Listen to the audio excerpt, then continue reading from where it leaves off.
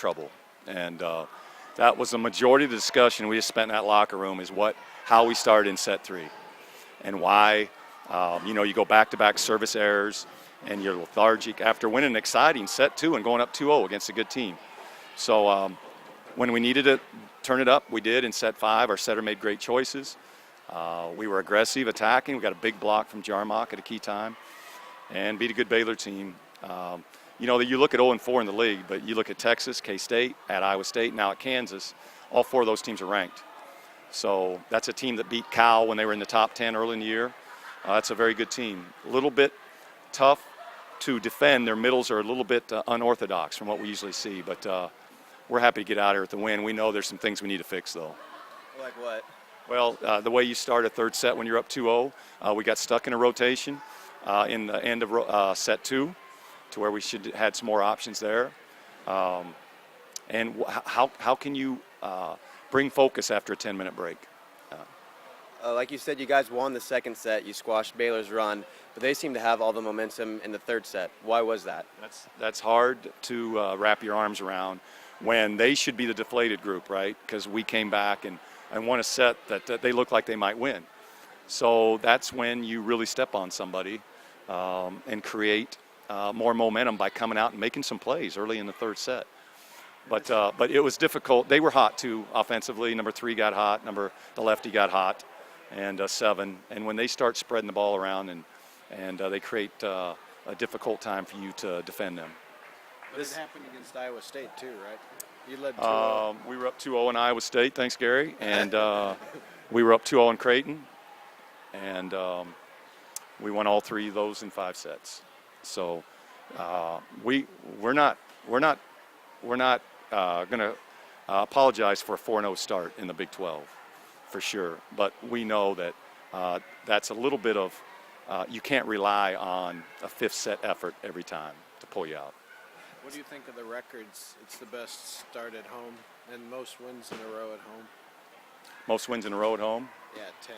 That's nice. Right.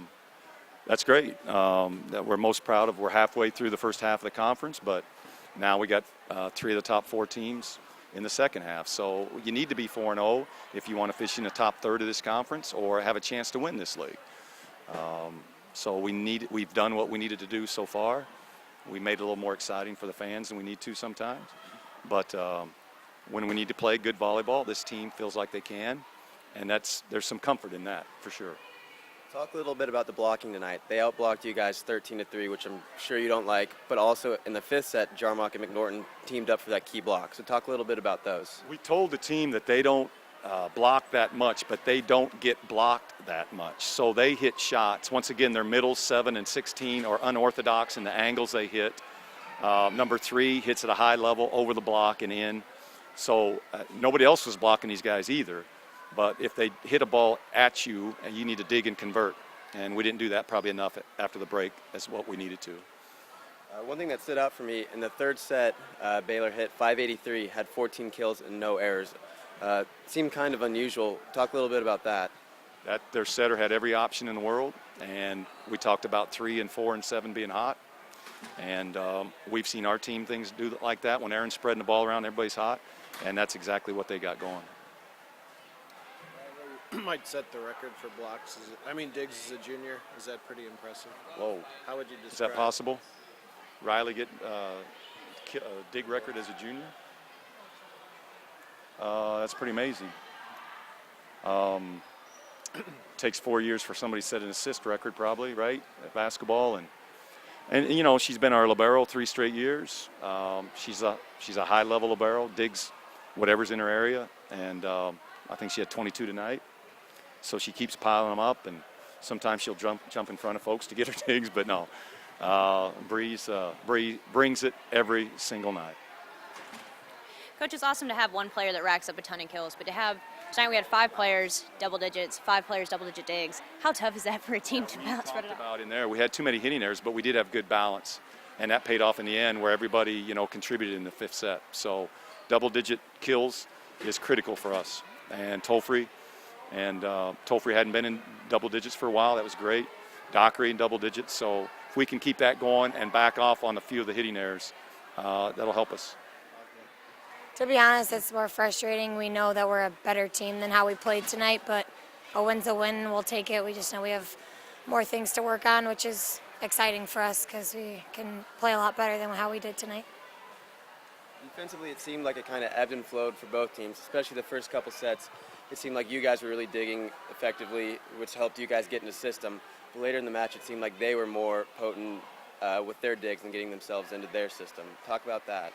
It did. It flip-flopped. I think they kind of started to read our defense and started hitting around it, and we didn't adjust as fast as we needed to. But like I said, in the end, we figured it out, which gave us the win, and that's all that matters.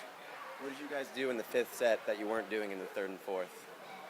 Just better sense of focus. Not even where we could be, but we got it together and did what we needed to do. We had some better serving going on at the end, got them out of rotation, which is what we did to them in the first and second set. So that helped us out a lot and pulled it through.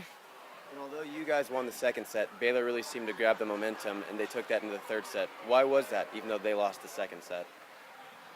To be honest, our passing was there. We had a little bit of trouble at the net. Like I said, they were kind of catching on to what we were doing, but we just need to figure that out sooner as a team and pull together, get our focus going from sets 1 to 5, not just sets 1 and halfway through 2. This is the third straight home match you guys got up 2-0 before being pushed to 5. How much of a concern is this for the team? It's not a concern at all. It's actually kind of exciting for us because last year this happened to us multiple times and we always ended up losing, and it's a lot different this year, as you can probably tell that in these games we just decide to pull it together. Nobody panics, nobody freaks out, and we finish the game. How big is it for you guys to start off this strong in conference play, knowing you've got a tough road trip here coming up? It's a big deal going 4-0, like I said, first time in KU history, so it's a big deal for us, but even better because we know we can play stronger, and I hope it lets teams know that we're ready and coming at them, and we're not just going to sit back and take the back seat this year. What do you think about having a chance to get the digs record as a junior? Coach said that you bring it every night.